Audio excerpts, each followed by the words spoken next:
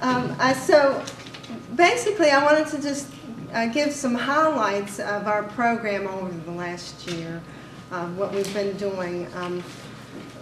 As most of you know, we haven't had grant funding for local communities over the last year, but we've done a lot of support for programs, and also we were able to host two Emergency Management Institute delivered trainings this past year that helped to support our CERT programs, which are, CERT stands for Community Emergency Response Team Volunteer Programs.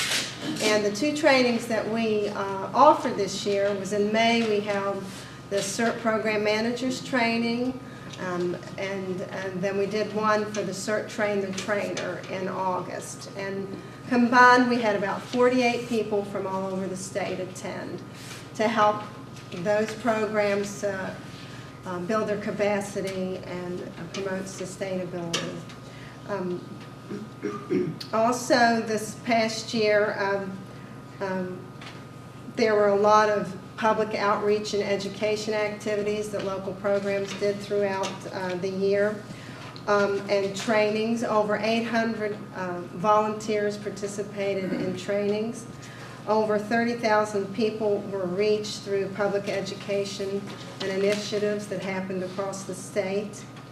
CERT volunteers participated in over 2,000 hours of preparedness initiatives that included training, outreach, exercises, meetings, and the like to help to get their communities better prepared.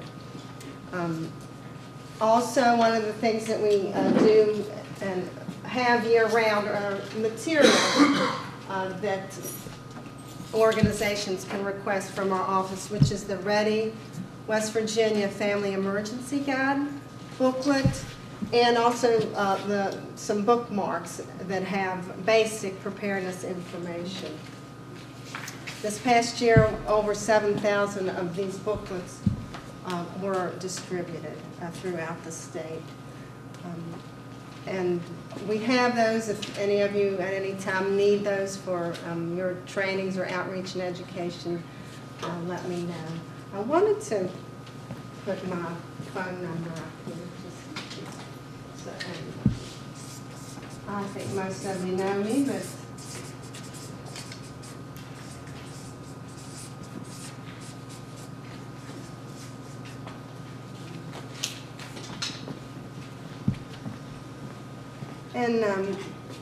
talking about funding, I want to tell you that Department of Military Affairs and Public Safety does have some community preparedness funding available.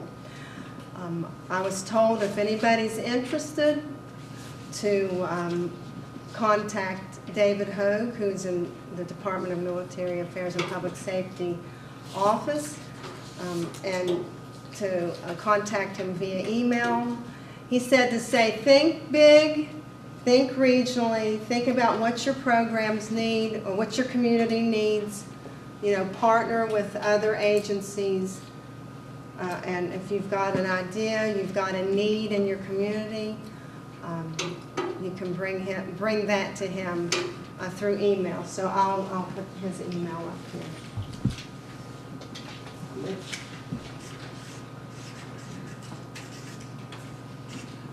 Okay, right.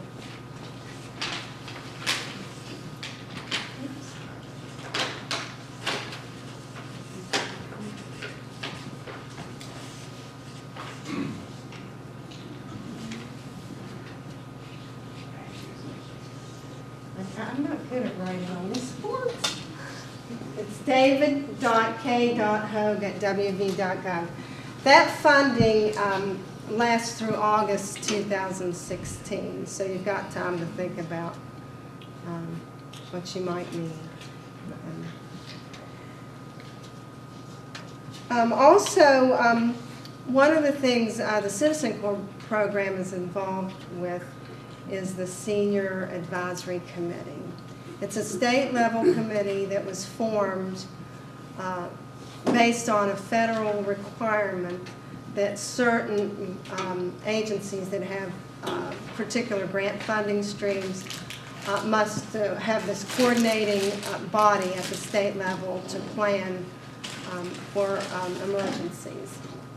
And so we've been meeting over the last year, and there's also created a work group subcommittee that helps to implement ideas and promote better coordination among the various agencies, in particular the Health Department, Homeland Security, Department of Military Affairs, Epidemiology, and the like, and to better coordinate their activities, reduce duplication of efforts, and for instance, if somebody was having an exercise, they could all work together and accomplish the same goals and meet their grant requirements, and better learn about each other's roles and responsibilities during an emergency, and to be able to prepare and plan better for when those emergencies happen.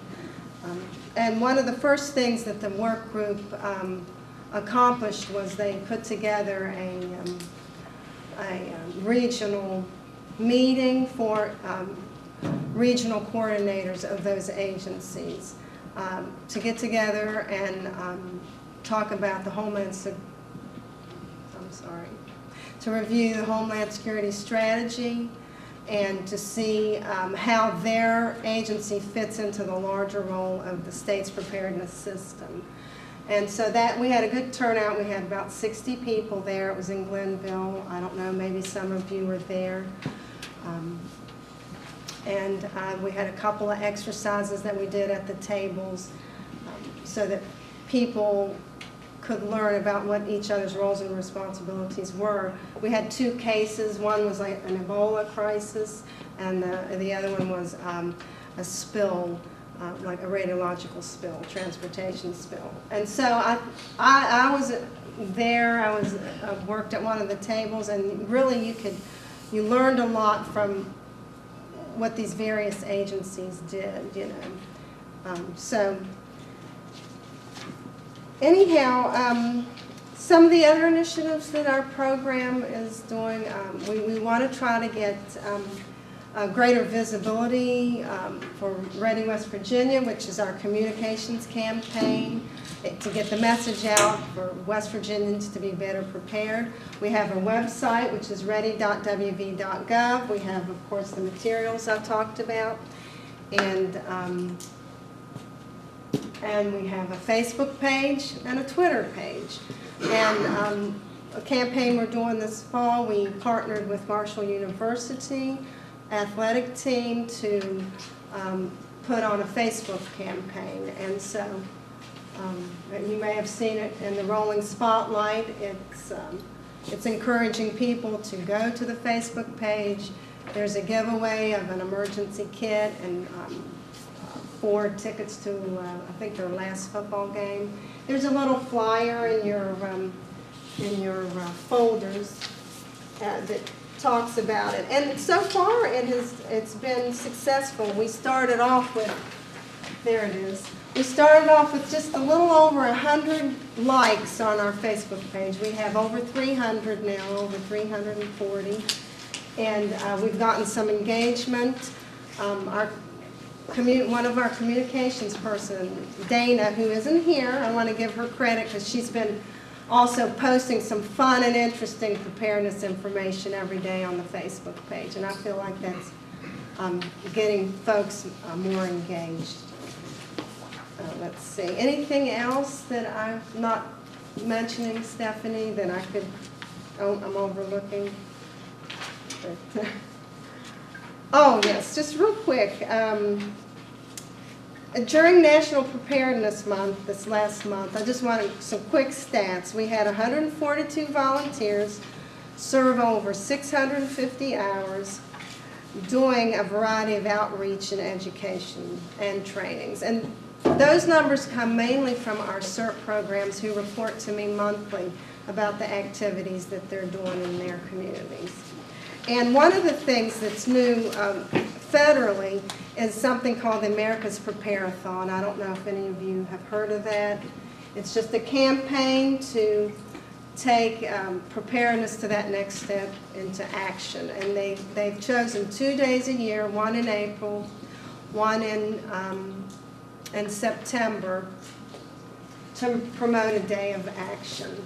And this past September, our CERT programs agreed to do some outreach. We had these bags made up that has the emergency checklist on it that we provided to our program so they could do some events. One of the events that some of them were able to do was like a scavenger hunt. They partnered with a local hardware or Kroger or store where the consumers could get their bag and then go shop for the items at a discount. And in April, we did some pet preparedness projects, and that was real fun. Everybody loves it. Stores will give you money, just right and left, right, Lisa? I mean, if you say it's about pets, you're funded. So, so that's something I encourage you to do. And we here in Kanawha County gave away pet preparedness bags to people, to the new adoptees from the local shelter. And so, well, anyhow, I enjoyed it because I love my dogs and cats. But anyhow, anything else? I don't remember. That's it. That was the last thing I was Is that going to good? mention. Yeah. Is that good? Okay.